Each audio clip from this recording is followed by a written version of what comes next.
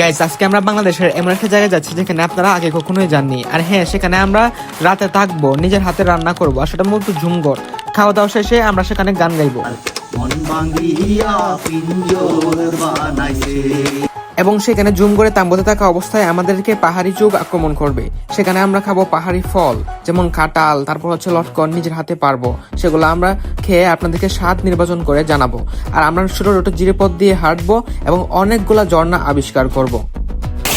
কি জায়গাতে আসলাম দেখুন, অনেক প্রচুর ঝর্ণা। সেই ঝর্ণা থেকে আমরা কাঁকড়া ধরবো, চিংড়ি ধরবো, তারপর পাহাড়ি ফল খাবো, জিরিপথ থেকে পানিও খাবো, সেই সাথে দেখাবো কাঁচা মাছ কিভাবে খেতে হয়। এবং সেই সাথে দেখবেন বাংলাদেশে কোনো এক সময় একটা তেলের খনি ছিল যেখান থেকে ব্রিটিশ আমলে ব্রিটিশরা তেল উত্তোলন করতো, কিন্তু বর্তমানে সেটা বন্ধ অবস্থায় আছে। আমরা চাইলে এখান থেকে তেল উত্তোলন করতেও পারবো। এই জায়গাটা কোথায় অবস্থিত এবং কিভাবে আপনারা সেই জায়গাটাতে যাবেন সম্পূর্ণ ভিডিওটিতে আপনাদেরকে বুঝিয়ে দেবো।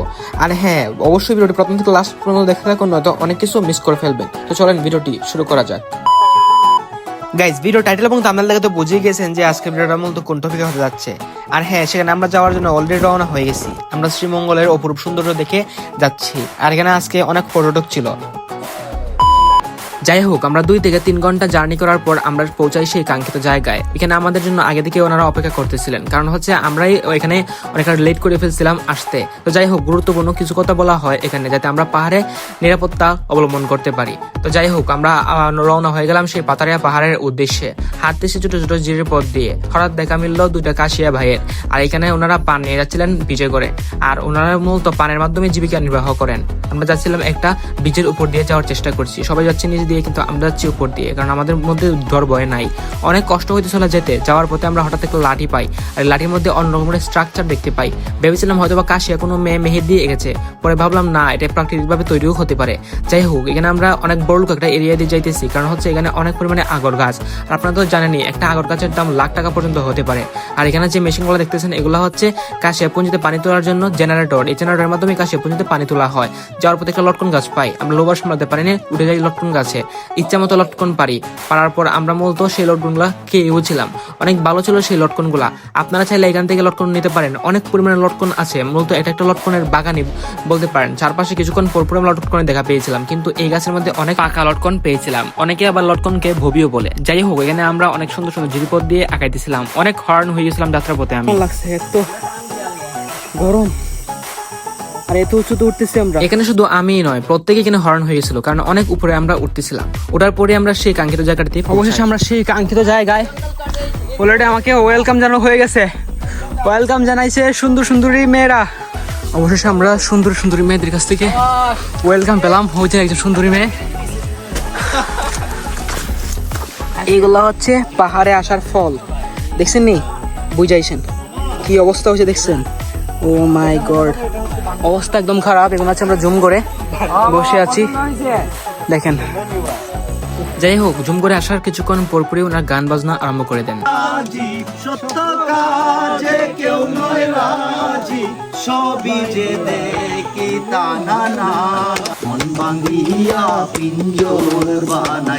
গাইজ, এগুলো আমরা স্কিপ করি, নয়তো আমাদের ভিডিওটা অনেক বড় হয়ে যাবে। আমরা এখানে উপরে উঠেছিলাম এই ভিউটা দেখার জন্য। উপরে আছে অনেক বাড়িঘর, তারপরে আমার নিচেও বাড়িঘর আছে, প্লাস হচ্ছে দেখুন কি সুন্দর পরিবেশ। তারপর গাইজ দেখতে দেখতে সন্ধ্যা হয়ে যাইতেছে, আর এদিকে আমাদের চা খাইতে মন চাইছে। আর যেখানে চাটা ভাই, মানে এত মজা লাগছিল। আর যে চায়ের আড্ডাটা, সবাই বসে একসাথে গল্প করতেছিলাম আর সেই সাথে চা খাইতেছিলাম, মানে পরিবেশটা একটু অন্যরকম ছিল, মানে অনেক ভালো লাগতেছিল। আর চা খাওয়ার পর আমরা রান্না বাড়ার কাজটাও আরম্ভ করে দিলাম, কারণ যেহেতু এখানে আমরা পাহাড়ের একদম চূড়ায়, তাই আমরা দ্রুত খাওয়া দাওয়াটা শেষ করে নেবো। আর এদিকে আমাদের কৃত্রিম পদ্ধতিতে আমরা রান্না করার চেষ্টা করতেছিলাম, কিন্তু তা সম্ভব হয়নি, কারণ হচ্ছে আমাদের গ্যাসের সংখ্যা খুবই কম ছিল, যেখানে আমরা রান্না করতে পারিনি। আমরা মাটির চুলায় রান্না করতে পেরেছি। তারপর আলহামদুলিল্লাহ আমরা খুব ভালোভাবে রান্নাটা করতে পারলাম আর কি। আর এদিকে আমরা বসেছিলাম, আমরা অনেকক্ষণ এখানে গল্প করলাম আর গান গাইলাম। সব মিলিয়ে মুহূর্তটা এত সুন্দর ছিল, সেটা বাসায় প্রকাশ করার মতো না। এরপর আমরা দেখা মিললো এক বিরল প্রজাতির প্রাণীর, হয়তো এটা কোনো ধরনের যোগ। কিছুক্ষণ পর আমরা একটা শুয়োরের দেখা পেয়েছিলাম। যখনই পাহাড়ে উঠি তখন আর তাকে আমরা খুঁজে পাইনি, কিন্তু আমরা খুঁজে পেয়েছি তেজপাতার গাছকে। অনেক পরিমাণে তেজপাতা ছিল, যেটার দাম অনেক বেশি। যাই হোক, আল্লাহর রহমতে আমরা খুব দ্রুত রান্না বাড়ার কাজটা শেষ করতে পেরেছি। আর এখানে আমরা ডিম, তারপর হচ্ছে ডাল আর আলু ভর্তা রেখেছিলাম, আর সাথে সালাদ। আর এগুলাই আমাদের চলে যাবে। আমাদের আরো বেশি আইটেম করার মানে চিন্তা ভাবনা ছিল, কিন্তু আমরা সময়ের অভাবে তা করতে পারিনি। আমরা এখন গুল হয়ে বসে গেছি, এখন আমরা খাওয়া দাওয়া আরম্ভ করে দেবো। এটা হচ্ছে আজকের আমাদের রাতের খাবার। এই খাবারের মধ্যে সব থেকে বেশি ভালো লাগছিল এর ডালটা একদম অসাধারণ ছিল। যাই হোক, আমরা পূর্ণিমার রাতে চাঁদ দেখতে দেখতে গল্প করতে করতে কখন যে ঘুমিয়ে গেছি বলতেই পারি না। গাইজ, আমি যে কালকে গল্প করতে করতে কবে ঘুমিয়ে পড়েছি তা আমি বলতেই পারি না। ঘুম থেকে উঠেই দেখি আমি বাহিরে ঘুমিয়ে আছি, আর ভিতরে অনেকে এখনো চেগায় মেগায় ঘুমাইয়ে আসছে, বুঝতে পারছেন? অনেকে রাতে কালকে কম ঘুম হয়েছে, তারপর আমার ঘুমটা ভালোই হয়েছে। আর আমি মূলত ঘুমিয়েছিলাম এই ক্যাম্পটার উপরে, মানে আমরা এখানে একটা তাঁবু এনেছিলাম, এই তাঁবুর মধ্যে ঘুমিয়েছিলাম আমি এবং সাথে আমার আরো 2 দাদা ছিলেন। আর এখান থেকে আমরা বৃষ্টিটা খুব ভালোভাবে হ্যাঁ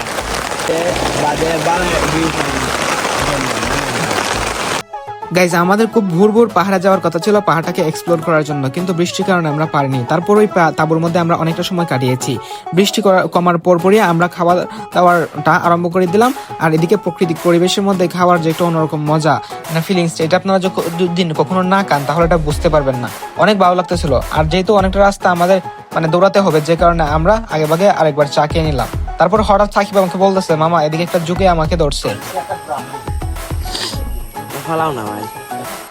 যাক, অবশেষে আমাদের এই জুমগড় ছাড়ার সময় চলে এসেছে। এখন আমরা এই জুমগড়টাকে বিদায় জানিয়ে চলে যাব। আর এখান থেকে যাওয়ার সময় আমাদেরকে এক আঙ্কেল এখানে পাহাড়ি মানে ফল খাওয়াইতেছেন। এটা মূলত পাহাড়ি কাঁঠাল পেকে গেছে, যে কারণে এখন আমরা খাইতেছি। যদিও এটা আমাদের কাঁঠালের মতো না, এটা অনেক শক্ত, প্লাস হচ্ছে মানে অত বেশি মিষ্টি ছিল না। যাই হোক, আমরা এখানে হাইকিং করতে আরম্ভ করে দিলাম। আর পাহাড়ে উঁচু নিচু রাস্তা দিয়ে হাঁটার মধ্যে মজাটা অন্যরকম। আসলাম তো এটা হচ্ছে আমরা যে আগের বার আসলাম না, ওই জন্যটা পানি এবার অনেক পরিষ্কার। তো এই দেখুন আওয়াজ করতেছে ঝর্ণায়, সাবধানে যারা অনেক পিচ্ছিল। এই দেখুন ও এবারে অনেক ক্লিন এবার। আর যাওয়ার পথে আমরা অনেক স্বচ্ছ জলরাশি পেয়েছিলাম। আর এখানে জলগুলা অনেক ঠান্ডা ছিল, মানে এগুলো আমরা খেয়েওছি। আপনারা ভিডিওটির সাথে থাকুন তাহলে দেখতে পারবেন। মানে পানিগুলা একদম মনে করেন যে পাতালের পানির মতোই ছিল। আর এগুলোর মধ্যে যে গিরিকাতগুলো আছে সেগুলো দিয়ে আমরা হাঁটতেছিলাম, বেশ ভালোই লাগতেছিল। এইটা নাকি গাছের জ্বর ভাবা যায়, অনেক বড় একটা গাছের জ্বর। পাহাড় ধসে পড়ার কারণে রাস্তাগুলো একদম ব্লক হয়ে যাচ্ছিল। তারপর আমরা অনেকটা কষ্ট করে এদিকে আগাইতেছিলাম, কারণ আমরা জানি সামনে আমাদের জন্য অনেক সুন্দর কিছু অপেক্ষা করতেছে। কিন্তু আমি দেখলাম আমরা আছি এখন নোম্যান্স ল্যান্ডে, ইন্ডিয়া বাই বাংলাদেশ। আর এদিকে আমার ভাই তো একদম মনে করেন যে ক্লান্ত হয়ে গেছে, আর হাঁটতে পারতেছেন না। আর আমরা এদিকে উপরে উঠে আমরা ওয়েট করতেছি। কিছুক্ষণ পর আমরা নতুন একটা জায়গার সন্ধান পেলাম। এখান থেকে আরো একটা পাহাড় দেখা যাচ্ছিল, ভিউটা বেশ সুন্দরই লাগতেছিল। আর আমি একটা জিনিস লক্ষ্য করলাম যে পাহাড়ের উপর অনেক বাতাস, সে সাথে অনেক ঠান্ডাও লাগতেছিল। আমরা এখন যাচ্ছি ডাইরেক্ট বাঁশ বাগান দিয়ে। হ্যাঁ, অনেক বাঁশ, এখানে বাঁশ লাগবে আপনাদের, ফ্রিতে পাবেন বাঁশ, অনেক বাঁশ। আর যে পরিমাণে যুগের আক্রমণ, আপনাদেরকে কি যে বলি, অনেক যোগ ভাই। আর এটা হচ্ছে ব্রিটিশ আমলে তৈরি একটি কুয়া, যেটার বয়স প্রায় 200 বছরেরও বেশি। এখানে মূলত অনেক কর্মীরা কাজ করত। আর কর্মীদেরকে পানি খাওয়ানোর জন্য মূলত এখানে ব্রিটিশরা এই কুয়াটি স্থাপন করেছিল। আর হ্যাঁ, এখানে মধ্যে আসার পর আমরা অনেক বড় একটা ঝর্ণা দেখতে পাই। আর এই ঝর্ণা দেখে আমার জন্য আমাকে এদিকে দেলোয়ার ভাই অনেক হেল্প করেছেন। যদিও এই ঝর্ণাটা অনেক বেশি পিচ্ছিল, পা ফেললে মনে করেন যে একদম পড়ে যাবেন। তারপর আমি এখানে একটু গাটা ভিজিয়ে নিয়েছি, কারণ অনেক পরিমাণে গরম লাগতেছিল। অনেক জায়গায় তো হেঁটেছি, অনেক পরিশ্রম করার কারণে আমরা একটু ক্লান্তই হয়ে গেছিলাম। অনেকটা ভালো লাগছিল গাটা ভেজানোর পর। আর ভাই, আপনারা বললে বিশ্বাস করবেন না, এই পাতারিয়া পাহাড় জন্য এক ঝর্ণার স্বর্গরাজ্য। এত সুন্দর সুন্দর ঝর্ণা আপনারা না দেখে কখনো বুঝতে পারবেন না। ভাই অনেক ভালো লাগতেছিল এই ঝর্ণাগুলো দেখার পর। ভালো কিছু যখন আমরা দেখতে পাই তখন আমাদের মনটা ভালো হয়ে যায়। যতই কষ্ট হোক না কেন সেগুলো কষ্ট দূর হয়ে যায়। কিন্তু যখন আমরা অনেক কষ্ট করার পরও কিছু পাই না, তাহলে আমাদের মনটা একদম খারাপ হয়ে যায়। ঠিক তেমনই গাইজ, আমরা অনেক কষ্ট করে ভিডিও বানাই, যদি আপনারা একটু লাইক কমেন্ট সাবস্ক্রাইব না করেন তাহলে আর এই ভিডিও বানাতে ভালো লাগে না। আর আপনারা যদি এর কাছ থেকে যদি আমরা একটু সাপোর্ট পাই তাহলে মনে করেন যে এইটা থেকে আমরা উৎসাহিত হই এবং নতুন নতুন ভিডিও তৈরি করতে সাহস পাই। তাই গাইজ, অবশ্যই ভিডিওটি যদি আপনাদের বিন্দু পরিমাণে ভালো লাগে তাহলে এখন আমাদের চ্যানেলকে সাবস্ক্রাইব করে পাশ থেকে বেল আইকনটি অন করে দিন। আর হ্যাঁ, ভিডিওটিতে লাইক করে দিন। এত সুন্দর জায়গা ভাই, মানে কি বলবো, এগুলা কিন্তু প্রাকৃতিক ভাবে তৈরি হয়েছে, প্রকৃতির মাধ্যমে তৈরি হয়েছে, বুঝছেন? এত সুন্দরভাবে এগুলো সাজাই গুছিয়ে রাখছে প্রকৃতি। আল্লাহ কত জায়গা যে কিভাবে সাজায় রাখছেন, এত সুন্দর সুন্দর দৃশ্যগুলা আপনারা না আসলে কখনো বুঝতেই পারবেন না। ভাই অবশেষে আমরা সফল। আর কি সফল হয়েছি একটু পরে দেখতে পারবেন। অনেক উঁচু, অনেক উঁচু ভাই, এত খারাপ প্লেসে আমরা যাইতেছি, একজন যদি পড়ে সবাই পড়ে যাবো, এমন খারাপ জায়গা। আর ওইখানে অনেক বড় একটা ঝর্ণা, একটু পরে দেখতে পারবেন আপনারা। কোন আপনারা দেখতে পারবেন সেই কাঙ্ক্ষিত ঝর্ণা, যার জন্য এত দূর আমাদের আসা। তো ভাই এই যে, ও মাই গড, ওই যে দেখেন কতটুকু উঁচু ভাই, গাইজ এত সুন্দর ঝর্ণা দেখার পর নিজেকে আর সামলাতে পারলাম না, চলে গেলাম গোসল করার জন্য। গাইস কি জায়গাতে আসলাম দেখুন, অনেক উঁচু ঝর্ণা দেখছেন। গ্যাস কিছুক্ষণ আগে ভারী বৃষ্টিপাত হয়েছে, যে কারণে পানিটা একটু লালচে ভাব হয়ে গেছে, নয়তো এই পানিটা একদম পরিষ্কার থাকতো। আর হ্যাঁ, এই পানিটা অনেক ঠান্ডা ছিল, আমাদের যে পুরো শরীর একদম ঠান্ডা করে দিয়েছিল। আর দেখেন ঝর্ণাটা কতটা সুন্দর। অন্য কিছু দেখছেন কি, ঝর্ণাতে আসছি আমরা, মানে অনেক উঁচু, অনেক পিচ ছিল, সাথে হাঁটতেও পারতেছি না। ওই যে অনেক উঁচু থেকে পানি পড়তেছে। যাক, এখন আপনাদেরকে এই জায়গাটার লোকেশনটা দিয়ে দিই। এই জায়গাটার লোকেশনটা হচ্ছে পাতারিয়া পাহাড়ের একদম গভীরে অবস্থিত। আর হ্যাঁ, পাতারিয়া পাহাড় হচ্ছে বড়লেখা উপজেলায় অবস্থিত। বড়লেখা উপজেলায় যাওয়ার পর যে কাউকে বললেই হবে পাতারিয়া পাহাড়ে আপনাদেরকে নিয়ে যাবে। এই যে ধরে ফেলছে, এই যে কাঁকড়া। আমরা জিরিপথ দিয়ে হাঁটতেছিলাম, তখন আমরা এই কাঁকড়াটা পাইছি, দেখছেন? এটা আমি ধরলাম হাত দিয়ে, তো খুবই ছোট। তাছাড়া আমরা এই চিংড়িটাকেও পেয়েছি, অনেক কালো ভাই, অনেক কালো। হ্যাঁ, তারপর এই যে এটা এখন আমরা ছেড়ে দিব, আমরা এগুলো নষ্ট করবো না। কাকু তুমি তোমার মতো, আমরা চলে যাই। হ্যাঁ, শুধু এটা না, অনেক আছে, অনেক কিছু এটার মধ্যে, অনেক মাছ আছে। মানে এমন এমন মাছ আমরা দেখছি, আমরা ভিডিও করতে পারিনি। মানে ওদের মুখের পাশে চুল ওইটা আছে না, এরকম, বুঝছেন? হ্যাঁ, এটা হচ্ছে শুয়োরের চাপ, দেখছেন গাইজ? এটা হচ্ছে হরিণ না, এটা শুয়োরের চাপ, নিশ্চিত। এখন হচ্ছে পুরো ইন্ডিয়ার ভিতর, বুঝছেন? ইন্ডিয়ার ভিতর আমরা হ্যাঁ, দর্শক উঠাও উঠাও। এই দেখুন, এটা হচ্ছে কি মাছ জানি, কি মাছ বলে, আল্লাহ মাইরা হয়েছি কি মাছ, যাই হোক। আল্লাহ, এটা এমন যাতা দিচ্ছি, অবস্থা খারাপ করে ফেলছে। যাই হোক, চলে গেছে, মনে নাই। হ্যাঁ, চলে গেছে। আমাদের হাইকিং ওইখানে শেষ হয়নি, এরপরও আমরা 1 ঘন্টা হাইকিং করতে হয়েছে।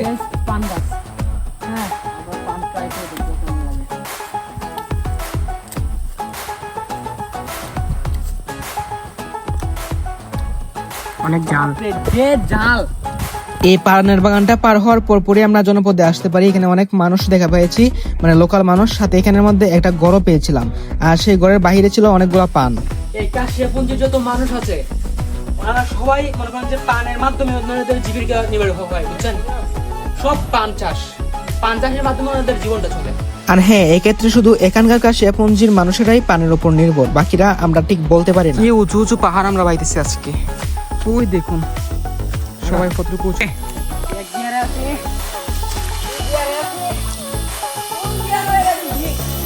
আমার বাইক নিয়ে এই রাস্তার মধ্যে 3 গিয়ে ফেলায় উঠে। এগুলো হচ্ছে পাহাড়ি ফল, আমরা পাহাড়ি ফল খাইতেছি, বুঝছেন?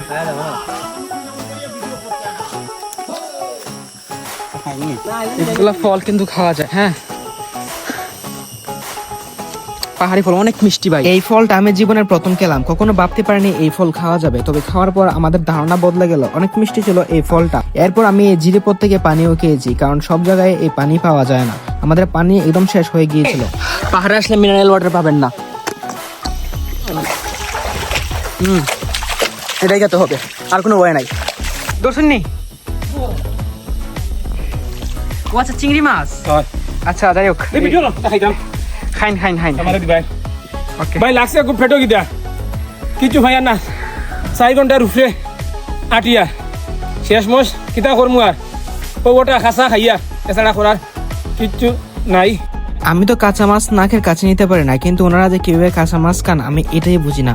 আপনারা ভাইবেন না শুধু এই আঙ্কেল জ্ঞান কাঁচা মাছ খাইছেন, শুধু উনি না, আরো অনেকে কাঁচা মাছ খাইছেন। উনি তো পরের বার এই যে আস্ত একটা মাছ, মানে পুঁটি মাছ না কি জানি, এটাও খেয়ে ফেলছেন। অনেকে এখানে চিংড়ি মাছ খেয়েছিল, কিন্তু আমি তার বদলে খেয়েছিলাম অ্যাপল। মানে এটাই আমার কাছে ভালো লাগছিল। আমি আর সাকিব আপেল খাইছি। যাই হোক, আমরা জনপদে চলে এসেছি, মানে এতে বুঝতে পারতেছেন যে আমাদের হাইকিং অলরেডি শেষ। আর এখানে মূলত আমরা এই তেলেকোনিটা পেয়েছিলাম।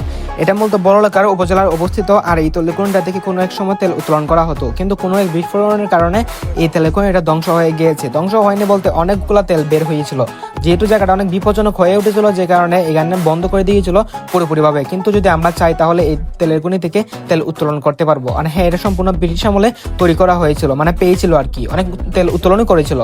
বাংলাদেশ সরকার চাইলে এখানে তেল উত্তোলন করতে পারবে, কিন্তু তারা এদিকে মনোযোগ দিচ্ছে না। আমরা চাই এই তেলেকোনিটা থেকে আবারও তেল উত্তোলন করা হোক, তাহলে আমাদের বাহির দেশ থেকে আর তেল কিনে আনতে হবে না। যে সম্পদ আমাদের দেশে আছে, তাহলে আমরা কেন বাহির দেশ থেকে হুদায় আমরা তেল কিনে আনবো? আমরা চাই বাংলাদেশ সরকার এই তেলের কয়েনটাকে আবারও চালু করুক, এটা থেকে তেল উত্তোলন করুক, তাহলে আমাদের বাইরের দেশ থেকে আর তেল কিনে আনতে হবে না। ভাই এটা কি দেখতেছি, কি ভিউ ভাই। যাই হোক গাইজ, অবশেষে আমরা ভিডিও শেষ পর্যায়ে চলে এসেছি। আর হ্যাঁ, আজকের এক্সপ্লোরিং ভিডিওটা কেমন লাগলো আপনাদের কাছে অবশ্যই কমেন্টে জানাবেন। নিয়মিত ভিডিও পেতে এক্ষুনি আমাদের চ্যানেলটিকে সাবস্ক্রাইব করে পাশে থাকা বেল আইকনটি অন করে দিন। আর আপনারা যদি এই জায়গাটাতে যেতে চান অবশ্যই ওই জায়গা থেকে স্থানীয় একজন গাইড নিয়ে নেবেন, নয়তো এই জায়গাটা অনেক বড়, প্রায় 28 কিলোমিটার বিস্তৃত এই পাতারিয়া পাহাড়ে যদি আপনারা হারিয়ে যান তাহলে ফিরতে অনেক কষ্ট হবে। এমনও হতে পারে আপনারা ভুল রাস্তা ধরে ইন্ডিয়াও চলে যেতে পারে। তো পাহাড় থেকে ফেরার পর আমাদের এই অবস্থা আর কি, বুঝতে তো পারছেন। তো যাই হোক, সবাই ভালো থাকেন, সুস্থ থাকেন, নিজের পরিবারকে ভালো রাখেন। আর হ্যাঁ, অবশ্যই আমাদের চ্যানেলটির সাথে থাকবেন।